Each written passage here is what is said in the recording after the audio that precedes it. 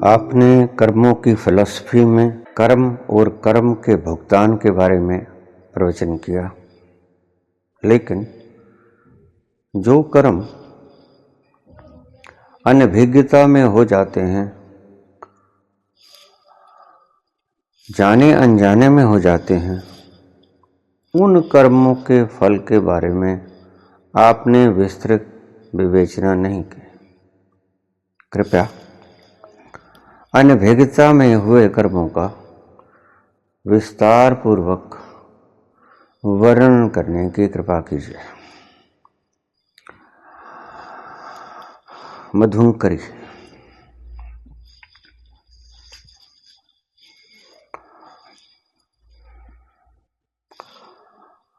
अनभिज्ञता हो या भिज्ञता हो, जाने अनजाने,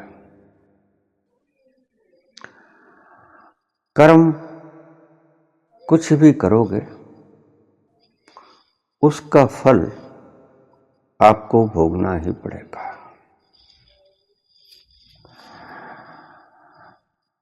जैसे आप आग में हाथ डालते हैं, जानबूझ के डालते हैं या बेहोशी में, फर्ज कीजिए कि आपने शराब पी रखी है, आप बेहोश, आग में हाथ डाल दिया, जलोगे?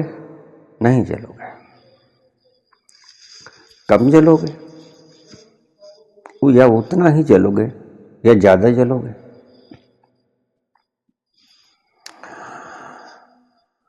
अनभिज्ञता से भी अगर आपने जाने अनजाने में भी अगर आपने आग में हाथ डाल दिया तो जलोगे। बिल्कुल उतना ही जलोगे जितना जानबूझ के आग में हाथ डाल दिया। हमारे ऋषियों मुनियों की जो अब तक की व्याख्या है वो मुझे नहीं जचती है। क्यों? क्योंकि जानबूझ के तो आप आग में हाथ डालोगे ही नहीं, पहली बात। या तो पागल हो गए या मूर्छित हो गए, दो ही कारण है। जानबूझ के आग में हाथ डालेगा वो। और ध्यान रखना, जानबूझ के तो आप आग में हाथ डालोगे कम, लेकिन अनजाने में तो हाथ पूरे का पूरा ही आग में जल जाएगा। ये भ्रांतियां हैं जो आपको आपके ऋषियों ने, मुनियों ने तथा कथित प्रदान करती हैं कि अनजाने में हुआ कर्म माफ हो जाया करता है। गलत। कैसे माफ हो जाया करता है? अनजाने में अगर तलवार में हाथ फिर जाएगा तो नहीं कटेगा। अनजाने में अगर किसी जानवर के ऊपर पैर पड़ जाएगा तो उसको चोट नहीं पहुंचेगी। जरा सोचिए, मूर्खतावश किसी बात को मान लेना प्रज्ञाहीनता के सिवा और कुछ भी नहीं होता है। कर्म की फिलॉसफी ठीक से समझिए। एक बात आपको समझा दूं कि करीब करीब सभी धर्मों ने शराब पीने का निषेध किया है। उसका कारण बहुत से लोग अलग ढंगों से आपको समझाते हैं, लेकिन मूल कारण क्या है? मूल कारण है अचेतन होना, अचेतनता, बेहोशी, मूर्छा, अनअवेयरनेस। जागरूक नहीं होगे तो निश्चित ही उस कर्म का फल ज्यादा होगा।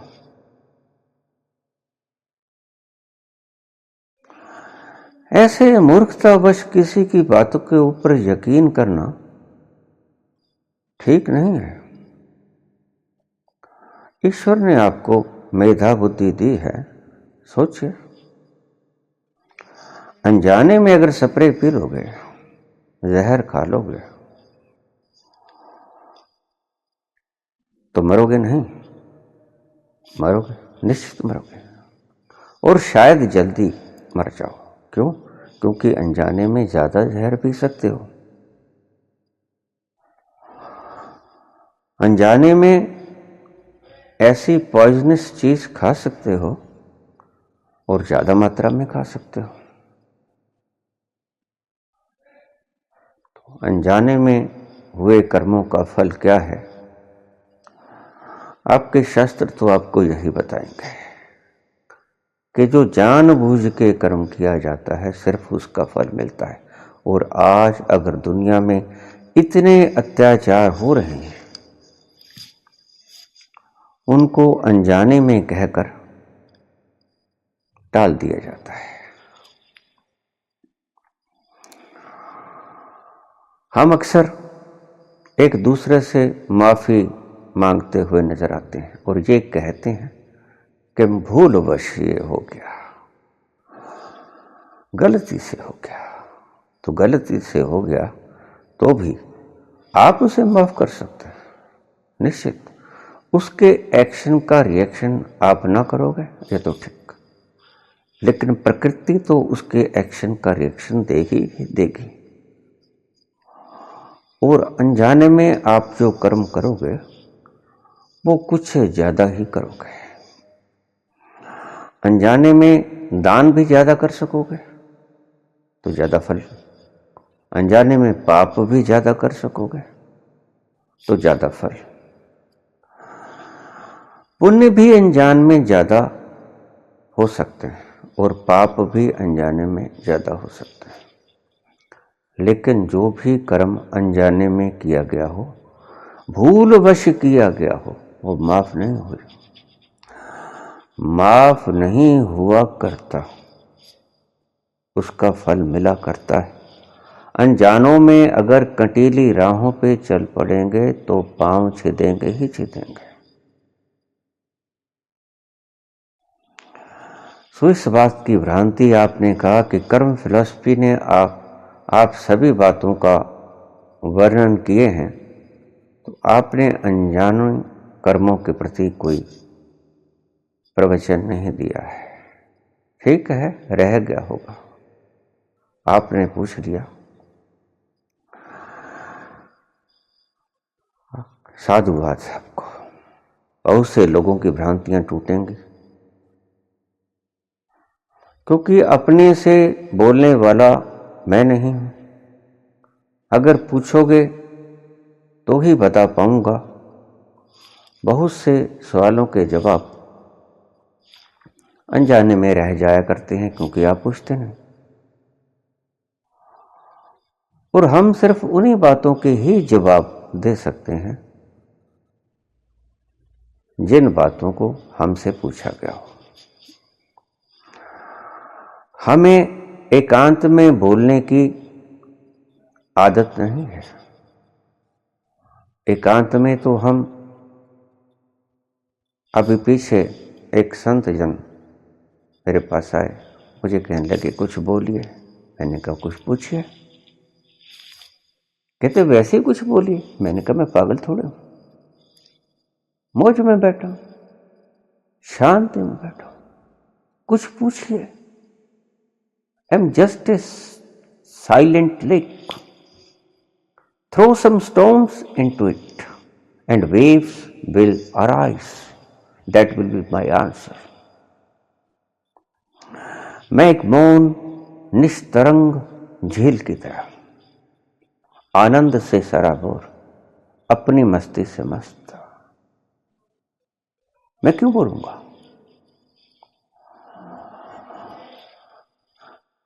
एक और मजेदार बात आपको कहता हूं। जो मैंने संसार में देखे और मैं खुद भी करता रहा अज्ञानता में। बिफोर एनलाइटनमेंट मुझे भी बोलने का बड़ा चस्का था। मुझसे कोई पूछता ना पूछता, मैंने अवश्य बीच में बोलना होता।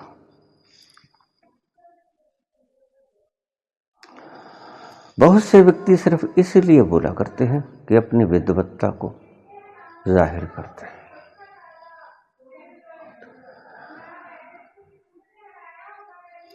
मैंने बोला नहीं तो आपने पूछा नहीं होगा। अगर आपने पूछ लिया तो मैंने आपको जवाब दे दिया है कि अनजाने में भूलवश भी अगर आपसे पाप कर्म हो जाएगा, फलीभूत होगा बिल्कुल उतना ही, क्योंकि एक्शन तो हुआ ना, और एक्शन का रिएक्शन तो होगा ही ना। भूलवश आप कुछ भी कर लो,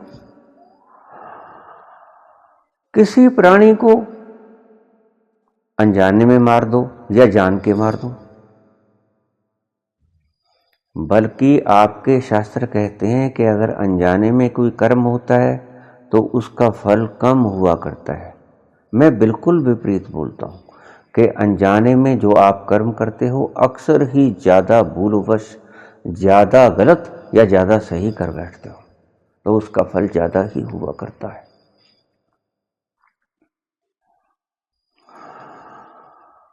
अभी कल ही मुझसे किसी ने प्रश्न पूछा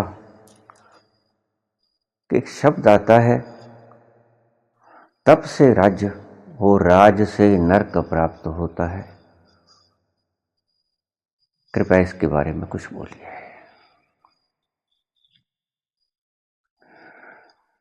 तप से राज, तप का अर्थ तपना नहीं होता। एक पांव पे खड़े हो जाओ, सिर के बल खड़े हो जाओ, तपश्चर्या। अग्नि में जलना होगा, धूप में खड़े हो जाओ, ठंडे पानी के भीतर डूब लो, ये पागलपन है, मानसिक विक्षिप्तता है, ये तपश्चर्या नहीं। तपश्चर्या जिन्हें आप अक्सर आपके मुनि लोग समझाते हैं वो ऐसे ही हुआ करते हैं। कोई हरी सब्जी छोड़ दो,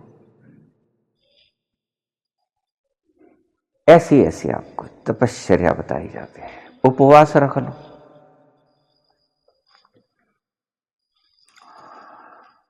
इन तपश्चर्यों पे तुम्हें वो विशुद्ध तत्व सच्चिदानंद स्वरूप न मिल पाएगा। भगवान कृष्ण ने कहा है कि वेदों में मैं सामवेद हूं। सामवेद 4 वेद हैं। सामवेद है, ऋग्वेद है, अथर्ववेद है, यजुर्वेद। सामवेद ही क्यों प्रिय है? आपने देखा कि भगवान कृष्ण जब मुरली बजाते हैं तो कितने मीठी मधुर स्वर से झंकृत होती है आसपास का वातावरण। कहते हैं कि जब भगवान कृष्ण मुरली बजाया करते थे, बंसरी की धुन के ऊपर गायें अपनी अपनी स्थान छोड़ के उनके आसपास जमा हो जाया करते थे, और गोपियां छोड़ छाड़ के अपना चूल्हा चौका उनके पास आ जाया करते थे। इतना प्यारा संगीत, इतनी मधुर वाणी, इतना सुंदर झंकृत नाच, किसका मन ना करेगा डूबने को।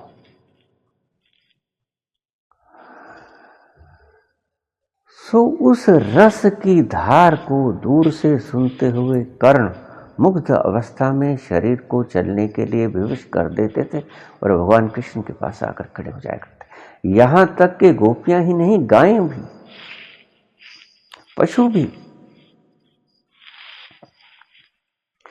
प्रेम एक ऐसा जादू है कि अगर आप दुश्मन को भी प्रेम से बुलाओगे तो वो आने को मजबूर हो जाएगा। प्रेम एक कला है। तुलसीदास से किसी ने पूछा था, तुलसी ने कहा था कि मेरे पास एक वशीकरण मंत्र है। तो उसके शिष्यों ने पूछा कि गुरुदेव हमें भी बता दो, हम भी चाहते हैं कि दुनिया हमारे वश में हो जाए। सभी चाहते हैं, लेकिन वश में हो जाए इसके दो अर्थ होते हैं। वश में होने का एक अर्थ तो ये होता है कि आप डिक्टेटर बन जाएं, आपके अधीन हो जाएं। वो वश में होना क्या, खाक वश में होना हुआ। हिटलर ने भी बहुत से लोग अपने वश में कर लिए थे, अधीन।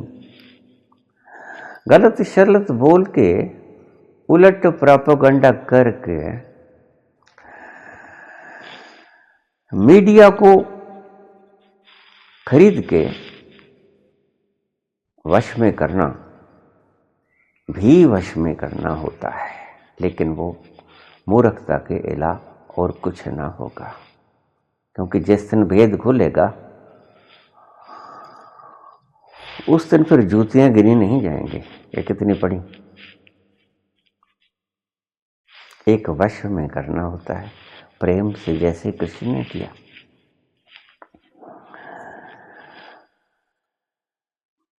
बंसरी बजाई और धुन इतनी प्यारी थी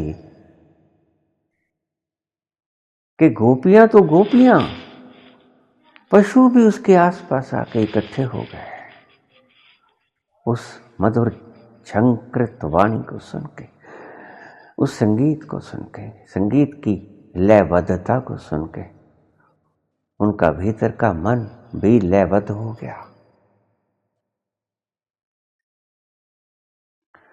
और तुलसी ने कहा, तुलसी मीठे वचन से सुख उपजय चहूं और।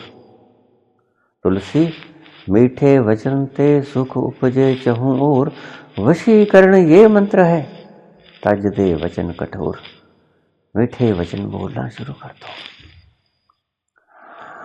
वश में हो जाएगी दुनिया। लेकिन वो मीठे वचन झूठे ना हो, ये भी ध्यान में रखना। अक्सर लोग मीठे वचन बोला करते हैं और झूठे हुआ करते हैं। सत्य बोलो, इसलिए पतंजलि ने कहा सत्य, अहिंसा, अस्तेय, ब्रह्मचर्य, अपरिग्रह। 8 अंगों के योग में सबसे पहला यम आता है और यम के 5 अंग आते हैं, सत्य, अहिंसा, अस्तेय, ब्रह्मचर्य, अपरिग्रह। सत्य, वो कहते हैं सच बोलो, लेकिन साथ में एक शर्त भी लगाते हैं, सत्य बोलो लेकिन मीठा बोलो। ऐसा सत्य ना बोलो जो किसी की दिल को दुखा दे, हर्ट कर दे, चोट पहुंच जाते। ऐसा सत्य मैं बोलो। अगर ऐसा सत्य बोलना पड़ जाए तो मीठा करके बोलो, प्यार से बोलो सत्य को। वो तपश्चर्या का अर्थ ये नहीं होता जो आप समझते हो। तपश्चर्या का अर्थ कुछ और था जो ऋषियों ने बताया।